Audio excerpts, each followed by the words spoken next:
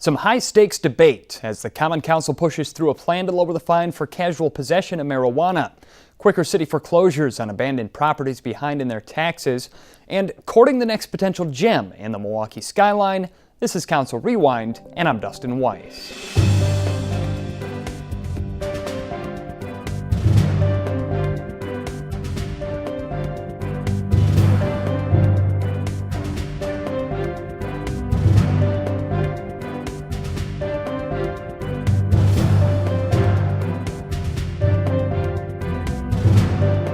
The cat's out of the bag that Johnson Controls is thinking about building a new headquarters in downtown Milwaukee, and the structure could be the tallest building in the state. Later in the program, an update on the city's efforts to facilitate such a transformative project. But first, you don't have to read the tea leaves to see the changing attitudes about the drug marijuana in this country. Several states have legalized it entirely, and others are lessening the penalties for pot possession on the grounds that enforcement disproportionately affects communities of color. Here in Milwaukee, a proposal to lower the maximum fine for getting caught with small amounts of the drug from $500 to $50 has sparked months of debate. On June 2nd, Alderman Nick Kovac's proposal finally got an up or down vote before the Common Council. But it certainly it makes us a leader in the county in deprioritizing these offenses. It makes us a leader in the county in saying this. We already have our police and our district attorney saying this is not an enforcement priority nor a prosecutorial priority. So we already have our partners in law enforcement pushing in the same direction on not trying to give people criminal records or create municipal tickets and stack up fines for anyone who merely possesses small amounts of personal use marijuana. And I think that's a direction a lot of the rest of the country is going in, and I'm comfortable, as I think a lot of the co-sponsors of this legislation and other members of this council, in saying that the city of Milwaukee will be a leader in deprioritizing that, which in my opinion will actually make the other work we do in public safety more important. You have to focus on what's important in everything you do. Public safety is certainly the most important role we have. The police department is the largest section of our budget. The prosecutors are an important part of the county and state budgets. And so I think we want our police officers and our prosecutors working on violent offenders, repeat offenders, people who are a danger to ourselves and our neighbors. And someone with less than 25 grams of marijuana unlit in their pocket walking in the public streets is not a danger to anyone per se. They may be doing other things that make them dangerous, but that per se does not make them dangerous. So I think it's important we focus on that. Obviously, the other reason to pursue this is, regardless of the reason behind it, there is no question, the facts speak for themselves. The racial disparity in how this law was enforced is unmistakable. And it's unmistakable because this is not a law we can claim is broken in different rates by different races. National and local studies indicate that all races use marijuana in about the same proportion, and yet almost every time, despite the fact that we live in a diverse city, almost every time someone is penalized for this, they are black. And that kind of disparity, that kind of racial disparity of enforcement, intentional or not, is simply unacceptable. And I think we need to not deprioritize it, not just because it'll be a smarter use of resources, but also because it will push us towards a more just, racially just method of law enforcement in this city. So I'm proud to sponsor this with a number of my colleagues. I think it'll be an important change. I also want to thank the Public Policy Forum that issued an extensive report. I want to thank Chairman Witkowski and the other members of the Public Safety Committee for hearing this file while it was held, hearing a communication file relevant to this. Now, there may be more discussion on this, but my takeaway from that report was that while certainly the disparities exist, certainly there are other cities in the country going in this direction, but to make real change, to really affect where people are getting imprisoned and lives are being changed, we need to change the way second and subsequent is prosecuted by the DA. It should be noted that there's a letter of May 26th from municipal court that indicates that they do not support lowering the maximum. They indicate that marijuana still remains an illegal substance. They indicate that they would rather see the minimum lowered than the maximum, and that the courts would have greater flexibility in dealing with the problem.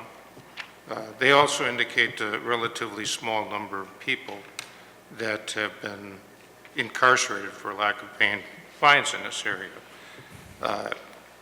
As Alderman Puentes pointed out last time, this is really done on a secondary stop. There is a reason for a stop in the first place that would cause an officer to search an individual for the substance or for anything in their pockets. I'd also point out that the Public Policy Forum study indicates that they did not study the effects of changing laws in what happened in other cities, only that there was changes in laws. They also indicate that they would do further studies to help clarify concerns of public safety and public health. I understand the intent of the sponsors of this particular resolution, but I don't want it to have unintended consequences. And I've said this before, is that sometimes we do things out of the public good, but it actually adversely affects or ends up giving more negative indicators than what we have right now. And I would be more interested, because Milwaukee has such a high unemployment rate, especially in this targeted population of African Americans, is it's going to adversely affect the opportunities for engagement. And will this particular ordinance raise a flag within the business community and create an uncertainty? I don't know.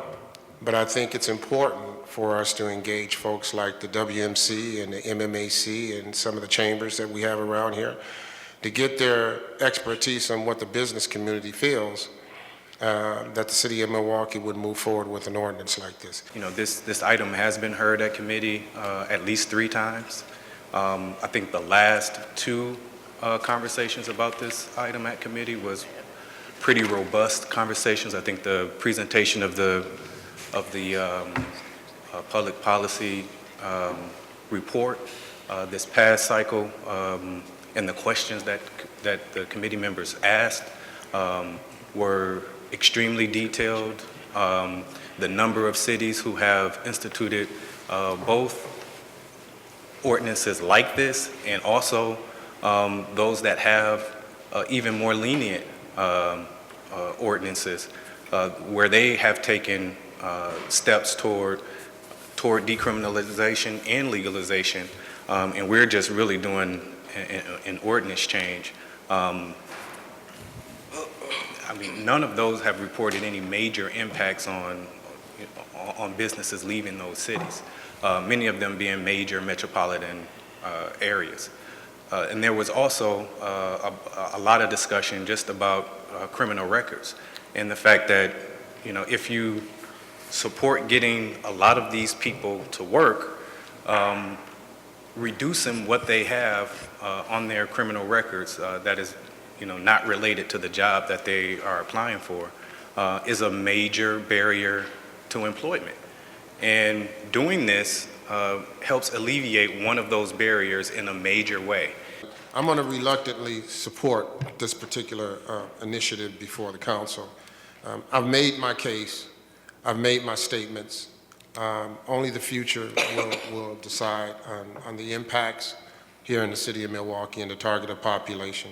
I understand the intent of the sponsors, and I understand that there is a discriminatory issue that comes along with the issues of citations, whether it is purposely or whether it's just an increase in usage in certain areas. But I think that how it came before the council and being taken out of committee was unfortunate, because what it did was it took away additional input into this most important piece of legislation. And so I will reluctantly support it, and hope and pray that it doesn't have the adverse impact that I understand internally may have it. The proposal passed on a 10-3 vote. If you ask many residents and city leaders, they'll tell you there's nothing worse for a neighborhood than an abandoned home. But in the wake of the foreclosure crisis of 2008, a troublesome trend began to emerge of homeowners who owed more than their homes were worth, just cutting their losses and walking away. Previous city policy was to allow people who fell behind on their taxes up to 3 years to make it right. But at the May 29th meeting of the Judiciary and Legislation Committee, Alderman Robert Bauman pushed for legislation to allow the city to more quickly take possession of abandoned homes, a policy he's pursued for 5 years. We've had discussions with the Treasurer's Office. At the most recent joint committee, they basically made a proposition that it would be that we should just focus on accelerated depreciation on those properties which are also listed in the city's vacant building ordinance. And that would be a sufficient distinction to pass the state constitution uniformity clause. Vacant buildings being the most problematic of the buildings we have, the ones that deteriorate the quickest, being abandoned probably explains why the taxes haven't been paid, creates a high likelihood that they're never going to get paid. And so by waiting, all we do is ensure that we inherit junk and scavenged, stripped buildings that are basically worthless after the 3 or 4 year process runs its course. So initially, I was going to accelerate all foreclosures. Everything that was delinquent, they're subject to foreclosure in year 1, and I suspect that will loosen up a lot of tax money that will suddenly be pouring into the city because people know they no longer have the free ride for 3 years to pay their property taxes. The treasurer had concerns about that. We had discussions about that. They offered a compromise, namely just focus on those properties that are vacant and abandoned as listed in the vacant and abandoned registry. And after some further discussion, deliberation, I agreed. You agreed? That's where we are. Mhm. And now there's all kinds of opposition to this. So we've been at it for 5 years, 5 years trying to address this problem. In my neighborhood, I am sick and tired of getting calls from people, why can't we do something about this abandoned house? Why can't we, there's 2 years delinquency, there's 2.5 years delinquency, why can't we do something about this house? Well, we could do the special form or the individual in rem process where you fill out this long form. We've done that on occasion, but those are the only property, those are the properties that come to my attention. The ones that don't come to my attention, and those across the city which don't come to anyone's attention, just sit there and deteriorate and deteriorate and deteriorate, and by the time we get them, they are worthless. We feel this is a good first step. Okay. And there would be no concern about the number of properties that this may capture as far as the process from the treasurer's office concern is with going through the process of taking the property through the foreclosure process would create any problem with the Well, we number. ramped it up or our 2016 budget in anticipation that this could pass. And Jim, you want to give some of the details? Yeah. We do 5 in-rem foreclosure files a year, so we would continue to do that. Otherwise, it overlaps and it gets complex. So we would be increasing the size of each of those 5 files to accommodate the influx of the vacant abandoned homes. Okay. Of course, we'd have an increase in our out-of-pocket costs, and we've put that into our 2016 budget request. Just some constraints that you will be facing in this budget. Levy limit is likely to be, our levy limit is limited to net new construction, which is likely not to exceed $3 million. So if my estimate is correct, this would eat up about 1/3 of the levy. Secondly, non-property tax revenues are essentially flat, and our ERP limit, which would probably be the least restrictive this year, is about 2.2% or $15 million. So again, my observation that I'm sharing with you is that this would be a major commitment, prior to the budget that would have impacts on whatever else you can do in the 2016 budget. May I respond, Mr. Chair? Okay. Alderman Bauman. I would certainly never disagree with the budget director for whom I have the highest respect, but everything he has said is based on the assumption that we're going to end up with all these additional properties, which I do not accept. I do not expect this program to cost us anything directly, and there will be significant cost avoidance. This is about collecting debt, and we don't want to collect the debt too fast because it's going to cost us too much to collect the debt. Think about the absurdity of the premise here. We have the best deal going. It is well known in central city real estate circles that the city does not really put the foot to the metal on foreclosing for delinquent taxes, so the last bill to get paid is the city's property tax. You literally have some real estate operators who work on that assumption that they'll never pay the real estate taxes, that they'll just get as much rent out of the property as possible, pay none of the overhead cost, none of the taxes, and when the gig, and when none of the orders, and when the gig's up, they walk away, and it's our problem. And we want to reduce that kind of abuse taking place, and we're told, oh, the bureaucracy will break down, everything will grind to a halt, the budget.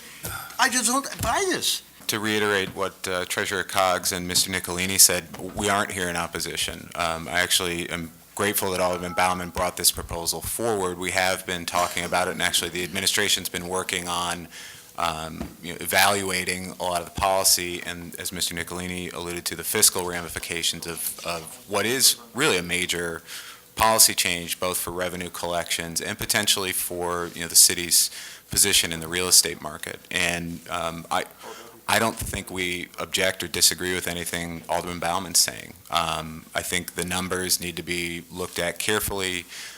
This is a big policy change. There are potentially some financial risks. There are a lot of potential benefits to pursuing this change. I think we have some technical issues with the language in the resolution, but those can be worked out, and we're looking forward to working with Alderman Bauman, this body, certainly a lot of the members of the council who will be affected by this kind of policy change in their districts. Regarding this resolution, as well as a subsequent one, we'd like to request politely a hold of this for at least a few cycles so we can have this policy discussion with the council, with the treasurer, with the city attorney, and figure out, if we're making an exception, we should do our due diligence and figure out what it's going to look like on the other side. I think if we're going to change the name on the title for these properties, there's an expectation and accountability that comes with that, and we owe it to ourselves and the public to take our time and make that decision. It's my understanding, I think Mr. Shapinsky privately and publicly has agreed, that for the most part, people are just waiting until the last minute. Every now and then, you do have somebody who goes through a crisis that lasts a certain period of time, and they really just do need the full 3 years. Although, there's ways to get on payment plans and work that out, if that's really what's going on. But for the most part, people have either just walked away completely, or they're waiting till the last minute to pay. Those are really the two main categories, right? For the most part, people are they're gone, and we could either take it next year or in 3 years. Either way, we're taking it. Or whenever we tell them drop dead date, we get the check day before drop dead date. So the cost side is that, yes, we might pick up a few more next year than otherwise. There is undeniably there'll be costs there. We would have gotten them in 2 years, but for the 16 budget, there's cost there. But there's benefit too, because we're going to get more checks. Do we come out ahead or behind? We don't know. I don't think we're going to know in 1 or in 3 cycles. We're not going to know till we do it. But we may come out ahead. I don't think that's an unreasonable supposition. Yeah, like I said, I am supportive of this. I'm most probably a yes vote next time around in case something out of the blue might come in, but I am supportive of this. I see where you're going. This is the first time in recent years we've had discussion on this, and I don't know what's lost by waiting 1 cycle and finding out, letting everybody else explore what they need to do to get this started. All right, then the motion by Alderman Wachowski is to hold this item to the call of the chair. To hold it 1 cycle. And I was going to say, well, that's what I was going to say. I mean, I don't think there's too much harm in holding it 1 cycle. But to be quite honest with you, I agree with Alderman Bauman. I agree with the spirit of the legislation. I agree with the perspective that the treasurer is coming from. While it was held at committee, the plan to expedite foreclosure of abandoned properties was pulled onto the council floor, where it passed with 12 votes and 1 abstention. Early this year, an alderman's offhanded remark about downtown development plans led to headlines that Johnson Controls, a worldwide leader in energy use optimization and battery technology, was thinking about building a new office tower downtown. At the May 28th meeting of the Zoning, Neighborhoods and Development Committee, members were asked to approve a $250,000 grant to Johnson Controls to help study the proposed site on the Lakefront Gateway. Part of what we wanted to do with this, as you know, is to extend the Lincoln Memorial Drive into the Third Ward, the removal of the ramps that currently service Lincoln Memorial Drive, to create a series of investment opportunities that would maximize taxable base to the west of this line and keep in place the non-development aspects to the east of the line. These ramps are under design right now to be replaced, and they will, this is the aerial view of that. You also see, in some respects, the triangular piece where those cars are parked does approximate a slide I'll show you in a minute as to where this new corporate site can be placed. This is the street level view of that same site. And this is it in plan view, highlighted on the slide, with the ramps now coming to a new intersection to the south, where the cursor is here at Lincoln Memorial Drive, and the Lincoln Memorial Drive continues to a new intersection with Chicago Street. One of the things that we wanted to accomplish was the actual building of some significant tax base here. That was definitely one of the goals in the project. Since that was announced, we have been working with Johnson Controls, as you know, another major employer in the state of Wisconsin and in the city of Milwaukee, I might add, as well as the region. And they have some interest in an expansion. And they are looking at various sites. One of the sites that Mayor Barrett asked me to put in front of them was this new site, and they were very intrigued by it. Clearly, you saw their support for the streetcar evidence during that discussion. They see the value of bringing transportation options, and of course, the lakefront site itself is just an impeccable site. The dilemma, of course, is that as they continue to look for what their options are for siting purposes, they wanted some assurance from us that we would partner with them at looking at this site for a couple of reasons. One is time, of course, is of the essence in any corporate decision revolving around expansion. And there has been somewhat of a delay on this site caused by the court action that's underway right now. We have Preserve Our Parks, which has indicated that not only is the Couture site in their belief, part of lake bed and non-developable, but they have indicated that portions of this site they also believe are non-developable.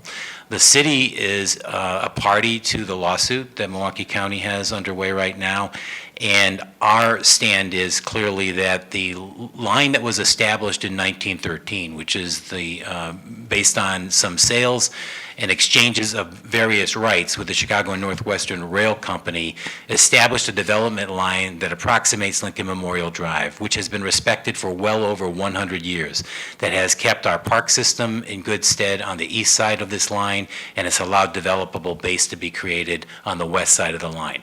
That is currently in court.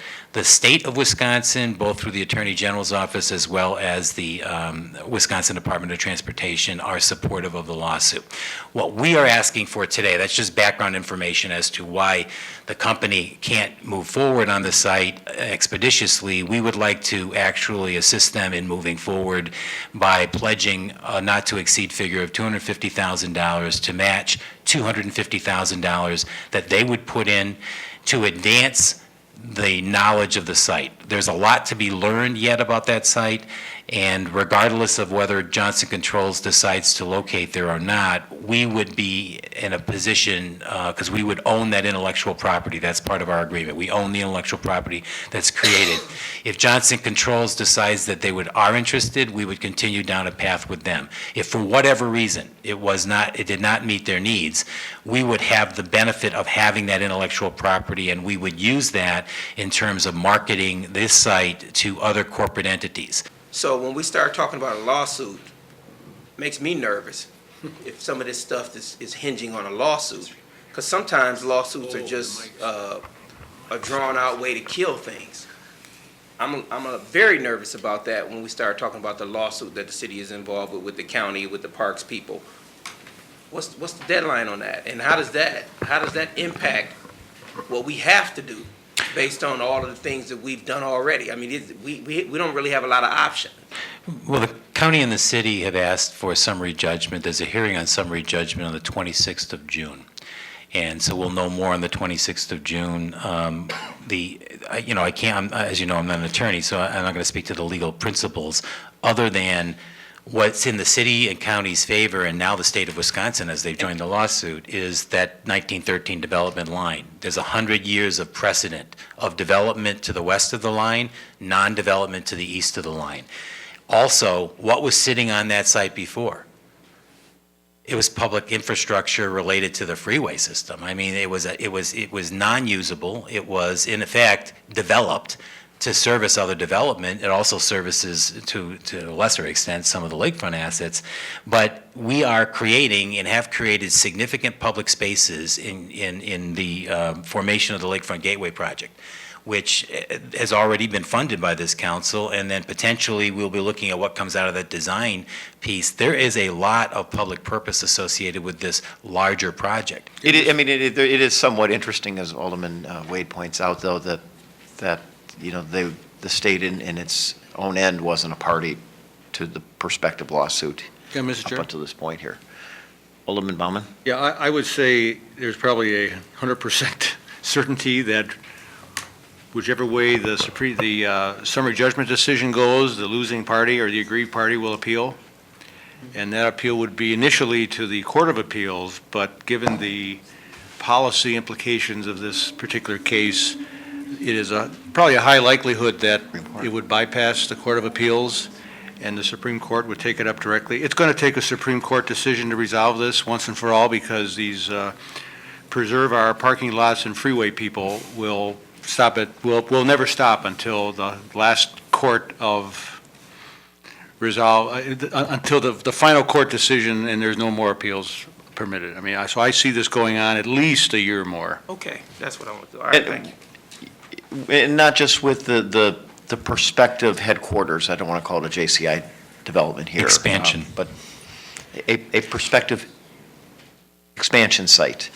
There is also the issue of the couture, and, in that case, is it not, it's providing satisfaction to a potential title company over this matter here. That's correct. In terms of the suit. I mean, I think that they're perhaps ready to move forward and issue a funding, but a title company's got to be satisfied sufficiently so that they're willing to sign off, which would then, and it may be the entirety of the suit, whatever reaches their satisfaction level. The threat of legal action by Preserve Our Parks basically did not allow the county or the developer to get title insurance, so you're exactly correct. The title has to be cleared. The measure passed with the unanimous support of the council. And that's a look back at some of the important issues decided upon in the most recent Common Council cycle. Finally, we'd like to take a moment to remember a dear friend and Common Council colleague, Alderman Joe Dudzik, who passed away in a motorcycle crash on May 21st. A member of the council since 2002 and a lifelong public servant, Joe loved Milwaukee, he loved the South Side, and he loved his family. He was a blue-collar guy whose dad headed the police union for years, and Joe Dudzik represented his constituents with everything he had. His work and his zest for life touched everyone here at City Hall. One of my last memories of Joe is a bowling fundraiser for Big Brothers Big Sisters a few weeks back. He took great delight in playing both games with a Scooby-Doo bowling ball that belonged to his son Jeffrey, and he told us about it over and over, and he didn't even like bowling. It's just the kind of guy he was, proud of his family and always willing to lend a hand. We hope his family finds peace, and we'll miss you, Joe. For the City Channel and Council Rewind, I'm Dustin Weiss.